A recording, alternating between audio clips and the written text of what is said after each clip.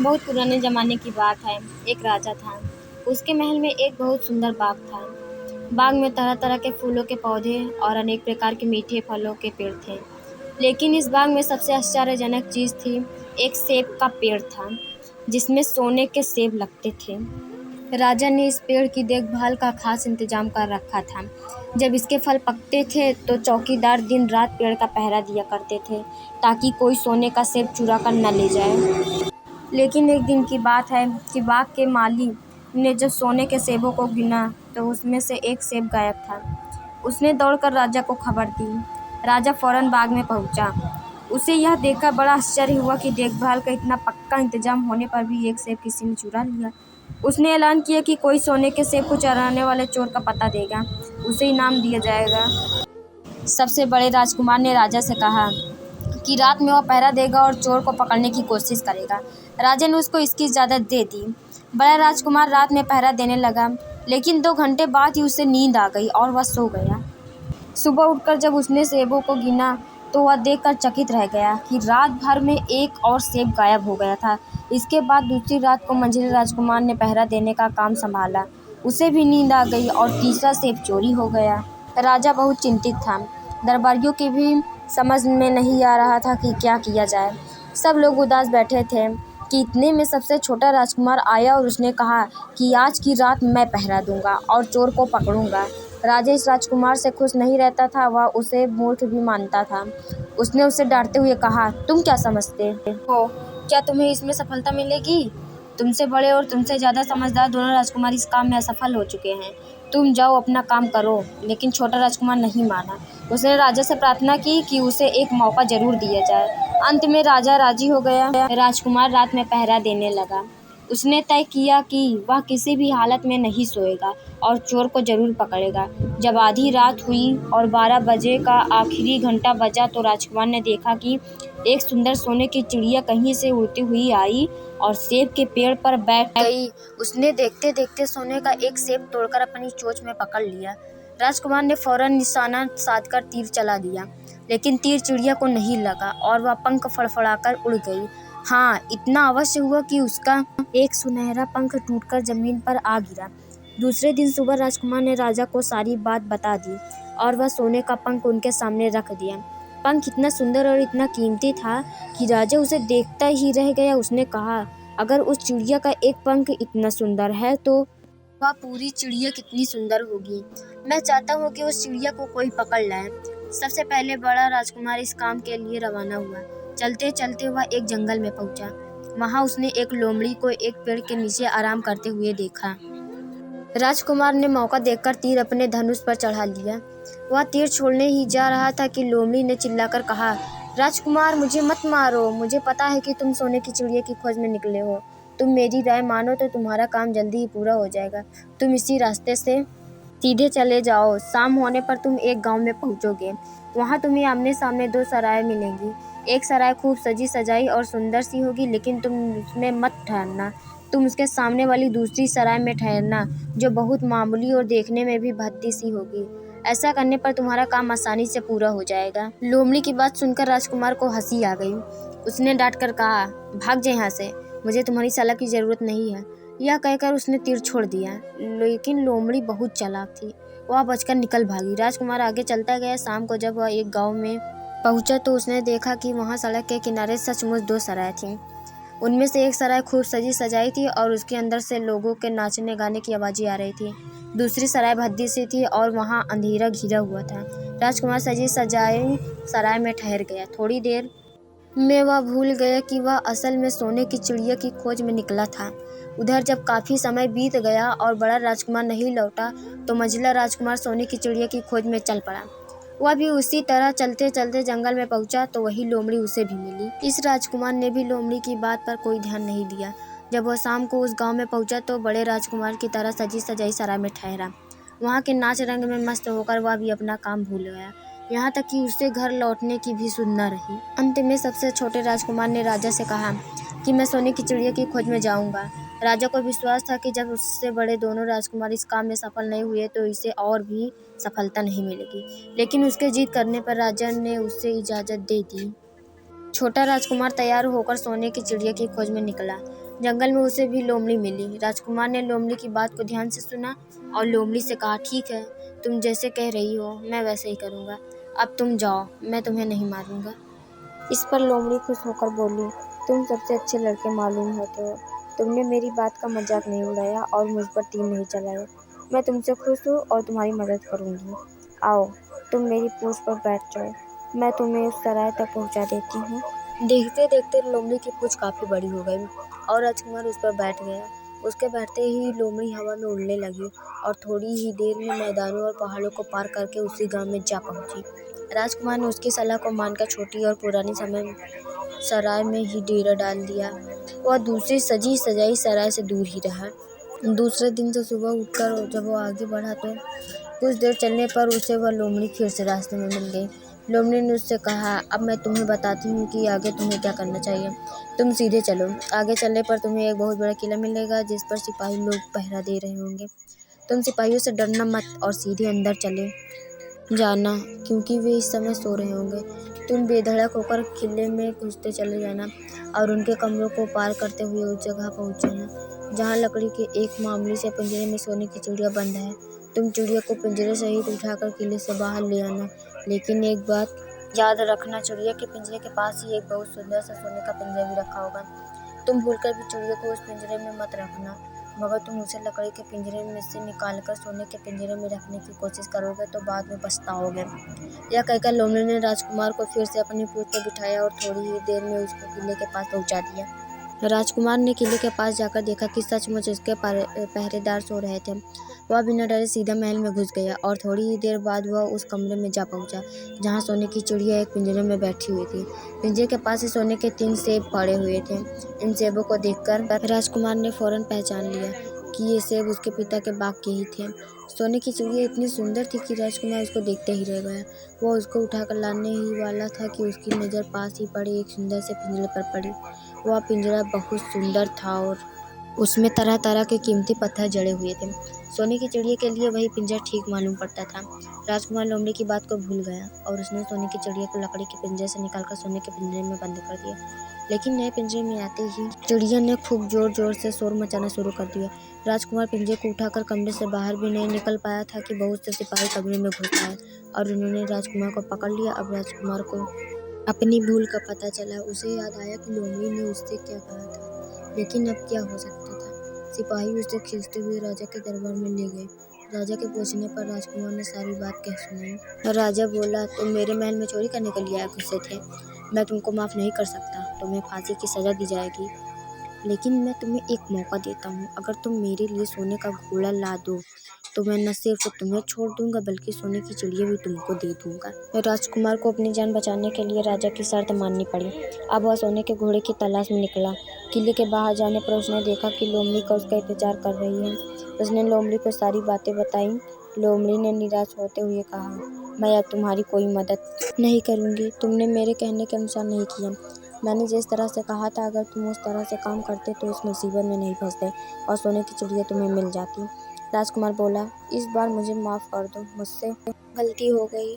मेरा काम तुम्हारी सहायता के बिना नहीं चलेगा। मुझे राजा ने सोने का घोड़ा लाने के लिए कहा है, वरना वो मुझे फांसी पर चढ़ा देगा। लोमड़ी ने कहा, खैर मैं तुम्हें माफ़ करती हूँ। अब तुम ऐसा करो कि मेरी पूंछ पर बैठकर सीधे चले चलो। कुछ दूर जाने पर तुम्हें एक दूसरा किला मिलेगा। उसी किले की घुड़साल में तुम्हें सोने का घोड़ा बंधा हुआ मिलेगा। महल के नौकर चाकर सब सो रहे होंगे। तुम चुपचाप जाना और घोड़े को खोल लेना। लेकिन एक बात याद रखना, वहाँ घोड़े के पास ही घोड़े पर कसने के लिए 2 जीनें रखी होंगी। उसमें से एक तो पुरानी चमड़े की जीन होगी और दूसरी सोने की जीन होगी। तुम सोने की जीन को छूना भी मत और उस घोड़े पर पुरानी चमड़े की जीन को कसकर सवार हो जाना और उसे दौड़ते हुए किले से बाहर चले जाना। राजकुमार ने वादा किया कि वह ठीक वैसा ही करेगा। लोमड़ी ने उसको अपनी पूंछ पर बैठाया और कुछ ही देर में वह उसे किले के पास जा पहुंची। किले के पास पहुंचते ही लोमड़ी ने उसे नीचे उतारा और फिर वहां से चली गई। राजकुमार सीधा फाटक से किले में घुस गया। अंदर जाकर उसने देखा कि वहां के सभी नौकर चाकर सोए हुए थे। थोड़ी ही देर में वह किले की घुड़सवार में जा पहुंचा। वहाँ एक बहुत सुंदर सुनहरा घोड़ा बंधा हुआ था। राजकुमार ने पास जाकर देखा कि वह घोड़ा सचमुच सोने का था। ऐसा सुंदर घोड़ा उसने सपने में भी नहीं देखा था। उसने आगे बढ़कर घोड़े को खोल दिया जब वह बाहर निकलने लगा तो उसकी नज़र एक कोने में पड़ी हुई सोने की जीन पर गई। यह जीन बहुत सुंदर थी और इसमें हीरे मोती जड़े हुए थे। उसके पास ही एक फटी पुरानी चमड़े की जीन पड़ी हुई थी। इतने सुंदर घोड़े पर पुराने चमड़े की जीन कसना राजकुमार को अच्छा नहीं लगा। उसने सोने की जीन उठा ली और घोड़े पर कसना शुरू किया। इतने में घोड़ा जोर से हिनहिना उठा। किले के नौकर चाकर जाग गए। थोड़ी ही देर में राजकुमार पकड़ लिया गया। राजकुमार को सिपाहियों ने हाथ बांधकर अपने राजा के सामने पेश किया। राजा ने सारी बातें सुनकर कहा, तुमने मेरे घोड़े को चुराने की कोशिश की है, इसलिए तुम्हें फांसी की सज़ा दी जाएगी। लेकिन अगर तुम मेरा एक काम कर दो तो मैं तुम्हें छोड़ सकता हूँ। यहाँ से कुछ ही दूर एक सोने का महल है और उसमें बहुत सुंदर राजकुमारी रहती है। अगर तुम अपनी जान बचाना चाहते हो तो उस राजकुमारी को मेरे पास ले आओ। तुम्हें इनाम से यह सोने का घोड़ा दे दूंगा। बेचारा राजकुमार, वह फिर से एक नई मुसीबत में फंस गया। उसे मजबूर होकर राजा की शर्त माननी पड़ी। अब वह सोने के महल की खोज में निकला। कुछ दूर चलने पर फिर उसे वह लोमड़ी मिली। पता नहीं कैसे लोमड़ी को सारी बातें मालूम हो गई थी। वह बोली, देखो तुमने इस बार भी मेरी बात नहीं मानी। मेरी बात मान जाते तो यह नई मुसीबत तुम्हारे गले नहीं पड़ती। खैर, मुझे तुम पर दया आ रही है, मैं तुम्हारी मदद करूँगी। चलो, मैं तुमको सोने के महल के पास पहुँचा देती हूँ। तुम महल के बाहर ही कहीं पीछे छिपे रहना। जब उसमें से शाम को राजकुमारी तालाब में नहाने के लिए बाहर आए तो तुम आगे बढ़कर उसका हाथ पकड़ लेना। जैसे ही तुम उसको छुओगे राजकुमारी तुम्हारे साथ आने के लिए राजी हो जाएगी। लेकिन एक बात याद रखना, तुम उसको वहाँ से अपने साथ ले आना। उसे वापस महल में मत जाने देना। वह तुमसे कहेगी कि मैं अभी अपने माता पिता से मिलकर आती हूँ, लेकिन तुम उसकी बात तक मत आना, वरना फिर मुसीबत में फंस जाओगे। यह कहकर लोमड़ी ने फिर से अपनी पूंछ फैला दी और राजकुमार उस पर बैठ गया। देखते देखते लोमड़ी हवा में उड़ती हुई कुछ देर बाद सोने के महल के पास जा पहुंची। महल के पास पहुंचते ही राजकुमार एक पेड़ की आड़ में छिपकर बैठ गया। शाम को जब राजकुमारी नहाने के लिए किले से बाहर आई तो राजकुमार ने हिम्मत करके आगे बढ़कर उसका हाथ पकड़ लिया। उसके छूते ही राजकुमारी उसके साथ चलने के लिए तैयार हो गई। वह बोली, राजकुमार, तुम मुझे जहाँ भी ले जाना चाहोगे मैं तुम्हारे साथ चलूंगी, लेकिन मुझे थोड़ी देर के लिए अपने माता पिता से मिल आने दो। राजकुमार ने कहा, नहीं, या नहीं होगा, तुम्हें तुरंत मेरे साथ चलना पड़ेगा। लेकिन राजकुमारी रोने लगी। इतनी सुंदर राजकुमारी को रोते देखकर राजकुमार का मन पिघल गया। अंत में वह राजी हो गया और बोला, जाओ, थोड़ी देर के लिए माता पिता से भी लाओ, लेकिन फिर तुरंत बाहर चली आना। लेकिन राजकुमारी ने जैसे ही किले में पैर रखा, किले के पहरेदार जाग गए और उन्होंने राजकुमार को पकड़ लिया। राजकुमार बहुत पछताया, लेकिन अब क्या हो सकता था। सिपाहियों ने उसे अपने राजा के सामने पेश किया। राजा बहुत निराश था। उसने उसी वक्त हुक्म दिया कि राजकुमार को फौरन फांसी पर चढ़ा दिया जाए। यह सुनकर राजकुमार रोने गिड़गिड़ाने लगा। इस पर राजा ने थोड़ी देर विचार करने के बाद कहा, मैं अपनी आज्ञा वापस नहीं ले सकता, लेकिन अगर तुम मेरा एक काम कर दो तो तुम्हारी जान बच सकती है। हमारे किले के ठीक सामने यह जो बड़ा पहाड़ है, इसके कारण हमारे किले की सुंदरता नष्ट होती है। अगर तुम 8 दिन में इस पहाड़ को खोदकर साफ कर दो तो हम तुम्हें क्षमा कर देंगे और राजकुमारी का विवाह तुम्हारे साथ कर देंगे। राजकुमार किले के बाहर आकर पहाड़ को देखने लगा। उसके हाथ में एक छोटी सी कुदाली थी। उसकी समझ में नहीं आ रहा था कि इतना बड़ा पहाड़ 8 दिन में वह कैसे खोद सकेगा। फिर भी उसे अपनी जान तो बचानी ही थी, इसलिए वह पहाड़ खोदने लगा। धीरे धीरे 7 दिन बीत गए। इतने दिन तक लगातार खोदने पर भी पहाड़ का सिर्फ एक कोना ही खोद सका। वह दुखी होकर बैठ गया। उसे अब अपने पर बहुत अधिक क्रोध आ रहा था। वह मन में कहने लगा कि अगर मैंने लोमड़ी की बात मान ली होती तो कितना अच्छा होता। लोमड़ी ने मुझको हर बार ठीक सलाह दी और मैं हर बार उसका कहना न मानकर नई से नई मुसीबत में फंस जाता हूँ। राजकुमार इस तरह सिर झुकाए बैठा था कि अचानक उसे अपने पैरों के पास लोमड़ी की पूंछ हिलती दिखाई दी। उसने नजर उठाकर देखा, सचमुच वही लोमड़ी खड़ी थी। लोमड़ी ने मुस्कुराते हुए कहा, क्यों, क्या हाल है? इस बार तो तुम्हारी मदद करने की मेरी जरा भी इच्छा नहीं थी, लेकिन मैं 7 दिन से तुमको पहाड़ खोदते हुए देख रही हूँ। मुझे दया आ गई और मैं तुम्हारी मदद के लिए चली आई। जाओ, तुम बहुत थक गए हो, सो जाओ, मैं थोड़ी ही देर में तुम्हारा काम पूरा कर दूंगी। इस बार राजकुमार ने तय कर लिया था कि अब वह लोमड़ी जिस तरह कहेगी वह उसी तरह करेगा। वह चुपचाप उठकर एक तरफ सोने चला गया। थोड़ी ही देर में उसे नींद आ गई। सुबह जब वह सोकर उठा तो उसे अपनी आंखों पर विश्वास नहीं हो रहा था। वहाँ कहीं भी पहाड़ का नाम नहीं था और महल का सुंदर दृश्य दिखाई दे रहा था। राजकुमार सीधा राजा के पास पहुंचा राजा उसके काम पर बहुत खुश था। उसने तुरंत अपने वादे के अनुसार राजकुमारी के साथ उसका विवाह कर दिया। जब राजकुमार उस सुंदर राजकुमारी के साथ कुछ दूर चला तो उसे रास्ते में फिर वही लोमड़ी मिली। लोमड़ी बोली, बधाई हो राजकुमार, राजकुमारी के साथ तुम्हें देखकर मुझे बड़ी खुशी हो रही है, लेकिन अब तुम्हें सोने का घोड़ा और सोने की चिड़िया भी प्राप्त करनी चाहिए, क्योंकि वे दोनों चीज़ें तुम्हारे ही लायक हैं और तुम उन्हें आसानी से प्राप्त कर सकते हो। राजकुमार बोला, लेकिन भला मुझे सोने का घोड़ा और सोने की चिड़िया कैसे मिल सकती है? मैं तो इस राजकुमारी को भी उस राजा के लिए ले जा रहा हूँ। लोमड़ी ने कहा, नहीं, तुम ऐसा काम कभी मत करना। इस राजकुमारी के साथ तुम्हारा विवाह हुआ है और यह अब तुम्हारी ही है। अगर तुम मेरे कहने के अनुसार काम करो तो तुम्हें सोने का घोड़ा और सोने की चिड़िया भी मिल सकती है। तुम पहले इस राजकुमारी को लेकर सोने के घोड़े वाले राजा के पास जाओ। राजा खुश होकर तुमको सोने का घोड़ा दे देगा। तुम घोड़े पर सवार हो जाना और सवार होकर सबसे विदा लेना। राजकुमारी से तुम सबसे बाद में विदा लेना। जैसे ही तुम राजकुमारी के पास पहुँचो, तुम उसे हाथ से पकड़कर घोड़े के ऊपर खींच लेना और घोड़े को दौड़ा देना। सोने का घोड़ा इतना तेज दौड़ता है कि दुनिया का तेज से तेज घोड़ा भी उसकी बराबरी नहीं कर सकता। जाओ, तुम पहले इतना काम पूरा करो, इसके बाद आगे का काम मैं तुम्हें बाद में बताऊंगी। मैं तुम्हें वहाँ रास्ते में मिलूंगी। राजकुमार ने ठीक वैसा ही किया जैसा लोमड़ी ने उससे कहा था। जब सोने के घोड़े वाले राजा ने खुश होकर उसे इनाम से सोने का घोड़ा दिया तो राजकुमार उस पर सवार हो गया और उससे विदा लेने लगा। अंत में वह राजकुमारी को उठाकर घोड़े को तेजी से दौड़ाता हुआ किले से बहुत दूर निकल आया। रास्ते में एक पेड़ के नीचे लोमड़ी उसका इंतजार कर रही थी। उसे देखकर लोमड़ी बोली, शाबाश, अब तुम सोने की चिड़िया भी प्राप्त कर लो। जब तुम सोने की चिड़िया वाले राजा के पास पहुंचोगे तो वह इस घोड़े को देखकर बहुत खुश होगा। तुम उससे कहना कि पहले सोने की चिड़िया का पिंजरा मेरे हाथ में दे दो, तब मैं यह घोड़ा तुमको दूंगा। जब वो पिंजरा तुम्हारे पास लाए तो तुम पिंजरा उसके हाथ से छीन लेना और घोड़े को दौड़ा देना। बस ऐसे चिड़िया तुमको मिल जाएगी और कोई तुम्हें पकड़ भी नहीं सकेगा। इस बार भी राजकुमार ने ठीक वैसा ही किया।